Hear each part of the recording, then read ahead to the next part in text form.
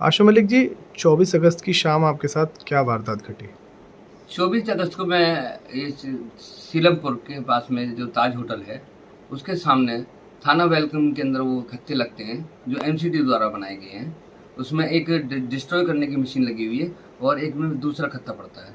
तो मैंने वहाँ पे मुझे सूचना मिली कि यहाँ पर अवैध रूप से हड्डी, कचरा वगैरह डाला जाता है। तो चूँकि आज से तकरीबन हमारा जो त्योहार था बकरा ईद, उस पर एक घटना घटी थी।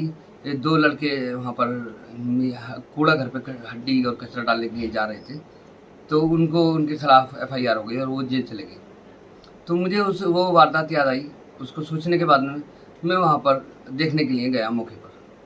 जब मैं मौके पर पहुँचा तो वहाँ पर बहुत सारा हड्डी, कचरा वगैरह ये सब दुकानदारों की वेस्टेज वहाँ पर पड़ी हुई थी। मैं वीडियोज़ बना रहा था, तभी वीडियोज़ बनाते में नूरुद्दीन नाम का एक लड़का आया और उसने सबसे पहले मेरे साथ चुपटा की, मुझे पकड़ लिया। फिर उसके बाद में उसने मेरा मोबाइल छीनने की कोशिश की। मैंने मोबाइल उससे नहीं छीनने दिया, तो उन्होंने मुझे मेरे सिर के बाल पकड़ के नीचे गिरा लिया। सिर के बाल नीचे गिराने के बाद में वो मुझे खच्चरता रहा, कभी लात से, कभी घूस से, क्योंकि मेरे बाल जो थे उसके हाथ में थे। मजबूरन किसी तरीके से उसके हाथ में मेरा मोबाइल लग गया। मोबाइल लगने के बाद में उसने अपनी गाड़ियाँ जो थी वो वहाँ से भगा दी और मोबाइल नाले में फेंक दिया। इतनी देर के अंदर ही वहाँ के जो सामाजिक लोग खड़े हुए थे, झगड़ा होते हुए देखते हुए, वो लोग इकट्ठे हो गए और आने के बाद में उन लोगों ने बीच बचाव करा दिया। उसके बाद वो चले गए। उसके बाद में फिर मैं इतना घबरा गया, मेरी इतनी ब्लीडिंग हो रही थी घुटनों में और कमर में, मेरी इतनी चोटें लगी हुई थी कि वो सब चीज़ें मैंने उसके बाद में अपने मीडिया कर्मियों को बुलाया, मीडिया टीम को, और उनको सारी चीज़ मैंने दिखाई वहीं सीलमपुर के जो फ्लाई ओवर है उसके पास में। फिर मेरे अंदर हिम्मत नहीं बची, मैंने उनको किसी भी तरीके से, क्योंकि मैं 100 नंबर पर कॉल नहीं कर पाया, मेरे पास फ़ोन नहीं था और मैंने फ़ोन मांगा लोगों से तो किसी ने मुझे फ़ोन नहीं किया। तो फिर मैं मजबूरन सीधा वहाँ से थाना भजनपुरा गया।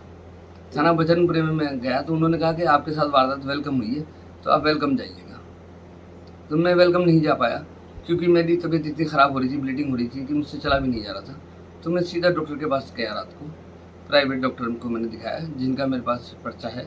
उन्होंने मुझे क्या ट्रीटमेंट किया, रात को मेरी 4 जगह उन्होंने ड्रेसिंग की और ड्रेसिंग करने के बाद में 2-3 इंजेक्शन लगाए। फिर मैं घर पे आ गया और घर पे आने के बाद में मुझे रात को नींद आ गई। मैं सुबह को जब मेरी आँख खुली तो बहुत ज़्यादा मेरी पेन हो रहा था। तो मैं सेंट स्टीफन हॉस्पिटल गया, अपनी गाड़ी ओला बुक की मैंने। उसको साथ में मैं 7 बजे, तकरीबन 7 साढ़े 7 बजे मैंने वहाँ पर पहुँच गया सेंट स्टीफन। उन्होंने मेरा ट्रीटमेंट किया, एक्सरा कराया और कई चीज़ें उन्होंने मुझे चेक की, बोतलें वगैरह चलाई। जो भी ट्रीटमेंट उन्होंने मेरा किया उसका सारा मेरे पास उनका हॉस्पिटल की फाइल्स मौजूद है। अब आप आगे क्या कानूनी कार्रवाई चाहते हैं? क्या आपके साथ फिर कोई ऐसी घटना दोबारा घटी? जी, मैंने आपको इसलिए बुलाया है कि कल तकरीबन 6 बजे मैं वहाँ पर दोबारा वीडियोज़ बना रहा था। 26 अगस्त की शाम को? 26 अगस्त की शाम को वीडियोज़ बना रहा था, वहाँ पे वही हालत थी जो थी।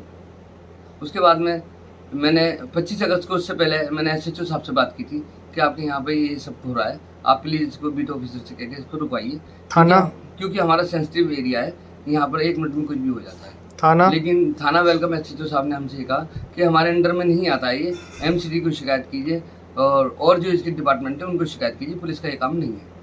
फिर उसके बाद में आज मैं कल शाम को 6 बजे दोबारा वीडियोज़ बना रहा था, तभी वो लड़का दोबारा से आ गया। उसने आते ही जो मेरे साथ फिर वही किया कि मेरा मोबाइल छीना और मोबाइल छीन के मेरा नाले में फेंक दिया और उसके बाद वो चला गया। फिर हमने वहाँ पे 100 नंबर पे, क्योंकि उस दिन था और मैं ओला से गया था, तो ओला के ड्राइवर से मैंने मोबाइल लेके 100 नंबर पर मैंने कॉल किया।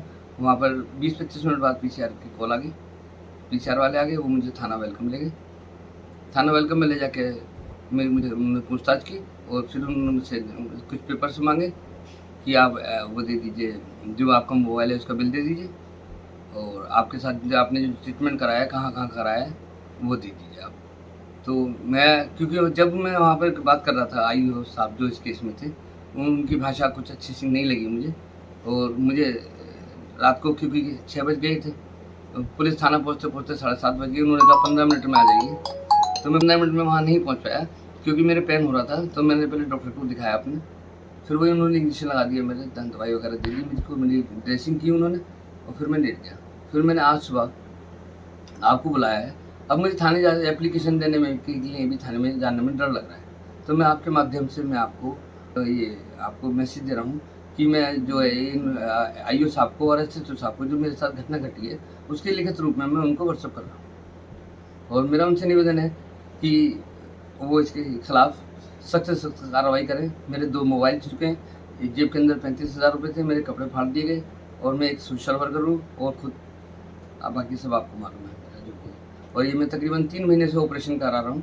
दिल्ली के अंदर अब तक मैं अवैध रूप से 16 फैक्ट्रियाँ बंद करा चुका हूँ। एक भी फैक्ट्री ऐसी नहीं है किसी ने भी मुझसे हमला किया हो या किसी ने मुझे शिकायत किया है हो या किसी ने मुझसे छेड़ा हो। सिर्फ यही एक पूरा परिवार है जो मेरे पीछे पड़ा हुआ है, मेरी जान का दुश्मन हुआ है। रीज़न ये है कि इनका एक भाई बीसी है, एक भाई बिजली के 1.5 करोड़ रुपए की चोरी में अभी 2 महीने में जमानत पर बंद हो गया है। पूरा ही परिवार, एक भाई इनका देसी घी के उसमें बनाने में अब से 1.5 साल पहले यहाँ पे काम बंद हुआ था। ये सब पूरा परिवार ही वो है। और इनका एक भाई है जिसका नाम आरिफ है, वो मीट का काम करता है। वो लोगों को डरा के धमका के उस अपने भतीजे बीच के उसमें जो छोटे छोटे मीट दुकानदार हैं उनको मीट सप्लाई करता है। जबकि इसके बाद इस तरीके के पावर एमसीडी की तरफ से